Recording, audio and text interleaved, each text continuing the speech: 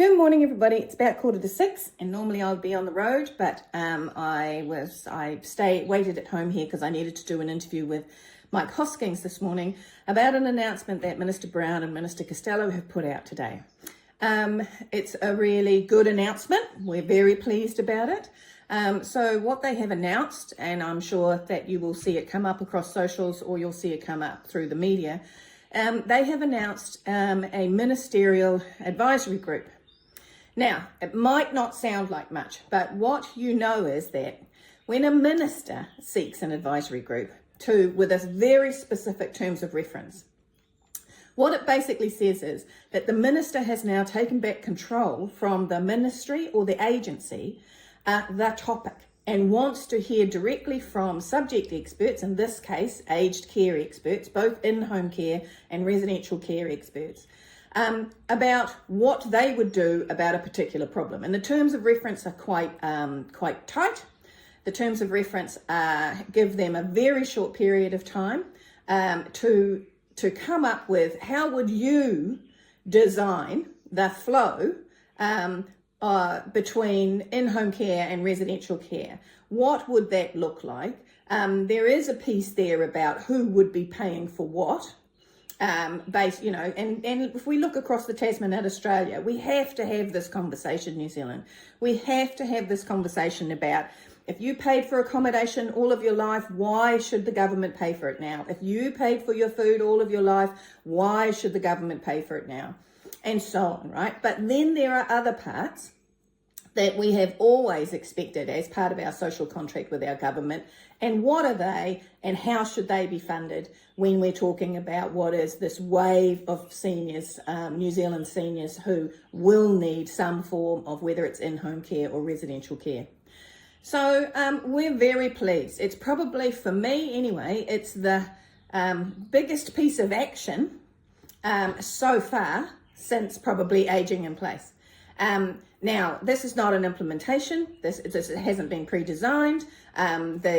The people who are going to be in the advisory group have to go through a process yet. So the minister will be pulling together names of people that are highly respected in both those areas of care, aged care. Also, there is a link to disability and the support of those in the disability community, both at home and in residential care. For aged residential care anyway, and pulling them into the room with people who understand the financial side of it and people who understand the clinical side of it. And so they have to go through, she'll be collecting names, that they will then vet those names, come up with the mixture of experts that they need, and then they will announce who will be in that advisory group.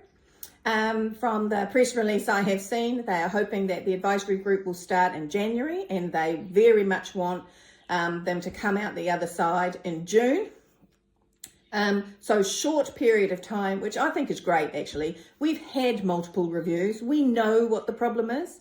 We can look across the Tasman to Australia and see some things that we don't have to reinvent, so we may as well just bring them here and put them into a New Zealand context.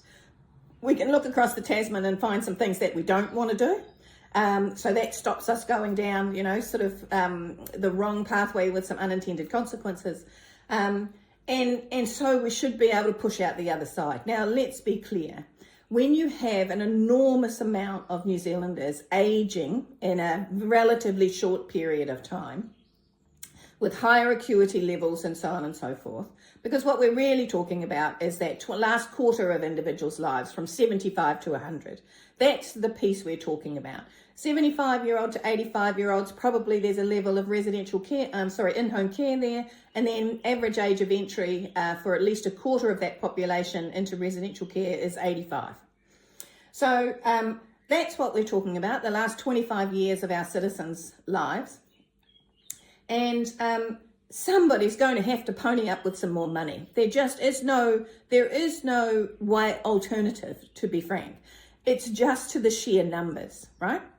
But this is a start to make sure that the flow between in-home care and residential care is appropriate. That how can residential care I'm hoping it will, take pressure off hospitals, do some recover, have seniors recover so that they are then strong enough to go home and stay home for another period of time. All of those things is what we're hoping will come out the other side of this ministerial advisory group. But it's a good thing, people. It's movement. Kia ora.